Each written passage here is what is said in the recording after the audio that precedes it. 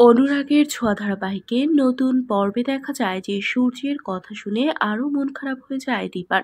কেননা সূর্য ঘুরে ফিরে একই কথা বলছে যে সোনা ও রূপাকে ছাড়া সে থাকতে পারবে না। একটি বারের জন্য হলেও বলছে না দীপার কথা।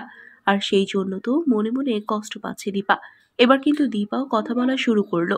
দীপা বলে, এতদিনে আমি বুঝতে পারছি আমার জন্য আপনার কোনো কষ্ট হয় না। আর আমার মেয়েরা ও বাড়িতে যাবে না, তার কারণ ও বাড়িতে মিশকা রয়েছে। সে আগেও আমার মেয়েদের ক্ষতি করতে চেয়েছিল, আমি থাকতে পারিনি। লাবণ্য সেনগুপ্ত বলে, আমি আছি তো। দীপা বলে, আমি আপনাকে আর ভরসা করি না।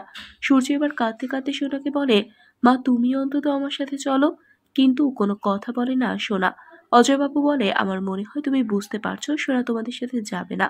সূর্যকে নিয়ে বাড়িতে ফিরে আসে লাবণ্য সেনগুপ্ত। এমন সময় অর্জুন আসে। তাকে দেখে খুব খুশি হয় রত্না। দীপা চা নাস্তা তৈরি করতে এসেছে। উর্মি কিন্তু দীপাকে আজ বেশ কিছু কথা বলে অর্জুনের সম্পর্কে। দীপা বলে, এসব কথা এখন আর বলার দরকার নেই। নাস্তা নিয়ে আসার আগেই অর্জুন বেরিয়ে পড়ে। রত্না ও অজয়বাবু মেয়েকে বুঝতে থাকে সূর্য যে ভুল করে কাউকে নিয়ে ঘর বাঁধছে। রত্না তো বলেই ফেললো, তুই আমাকে দেখে শিখলি না? আমাকে দেখেছিস জীবনে কারোর কথা ভাবতে? তাই বলছি, কারোর কথা না ভেবে তুই তোর নিজের কথা ভাব। দীপা বলে, আমি তা পারবো না মা। আমি সবাইকে নিয়ে বাঁচতে চাই, না হলে আমি মারা যাবো মা।